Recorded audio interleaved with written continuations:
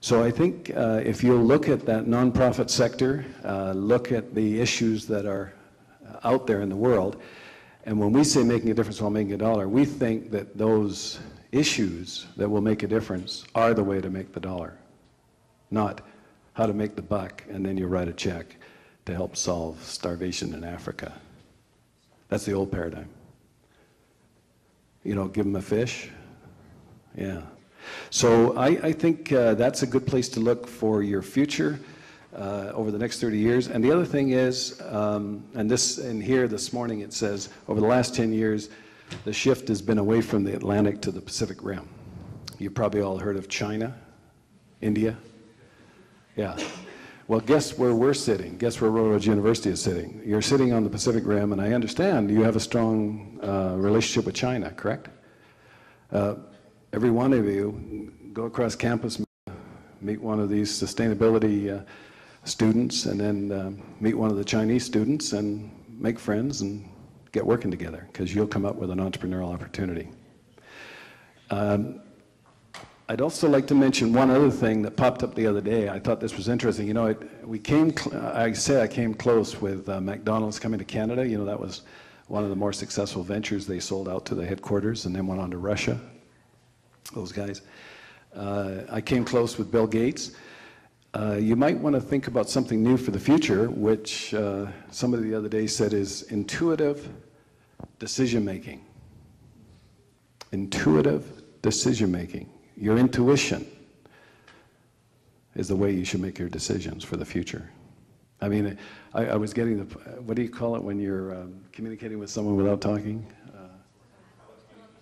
What is it? Telepathy, yeah, I think something like telepathy, yeah. And I've been thinking about that, and they happen to pop up in a business conversation with intuitive decision-making. So maybe if you can harness intuition. By the way, when Gates was harnessing the whatever sphere, and those guys next door running around with their cell phones, I couldn't see it. Most people couldn't. They sold out for $12 billion because they managed to harness some things. By the way, in those days, software, when Gates was coming along, was really just to sell hardware. That's all it was for. IBM was building big machines, and most guys were building hardware. Today, it's all about the software. But we couldn't see that back in those days. I guess Bill Gates could, so. So anyway, back over to you. Do you want to open it up to any questions that you guys have? Willow? I just wanted to ask, Janelle's kind of asked this before, but say we're working on a project and we have an idea of a mentor, like we know the company and kind of know the individual or individuals we'd like to work with. We know what we want from them. What can we pitch to them as the benefits to them of taking their time to work with us if they're not usually involved in it? You got an answer for them, sweetheart? I'm not talking to you, Don.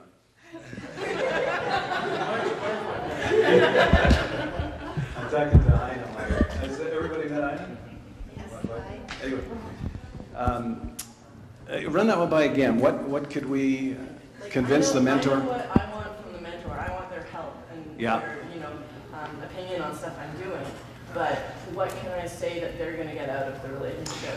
Good question. By the way, what's your name? Willow. I like the name. You said, what can I say that would get them to want to work with you? The key is, ask them. That's it.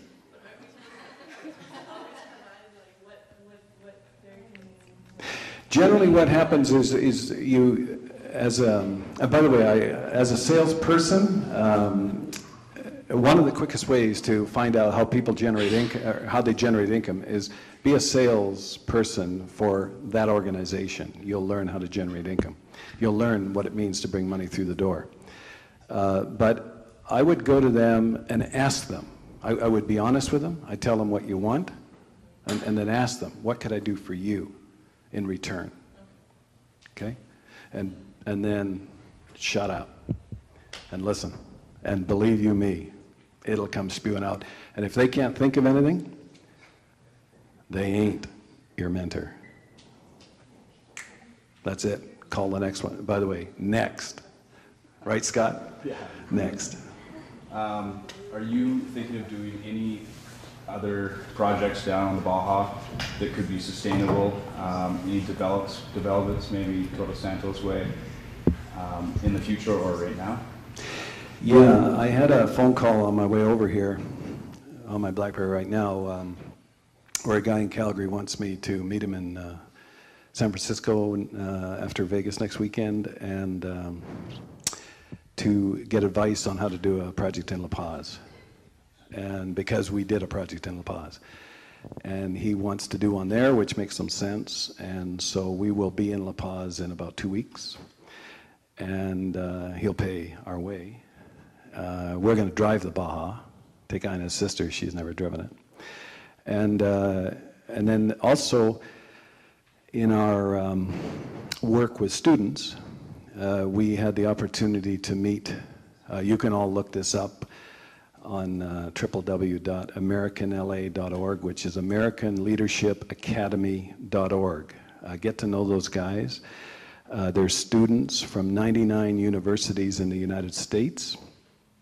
One of the wealthier guys in the United States in Scottsdale, Arizona, owns the True North Golf Course, one of the more famous golf courses. His name is Jerry Nelson, and he gave a $15 million resort on the beach in Cabo to this group of students. And it's actually, they've called it American Leadership Academy, and they got a hold of us and asked if we'd come down and speak, which we will be speaking on the 18th in Cabo, 2 students from all across the United States. Interestingly enough, they have the students down there over spring break, which you can imagine what they're doing down there for sure.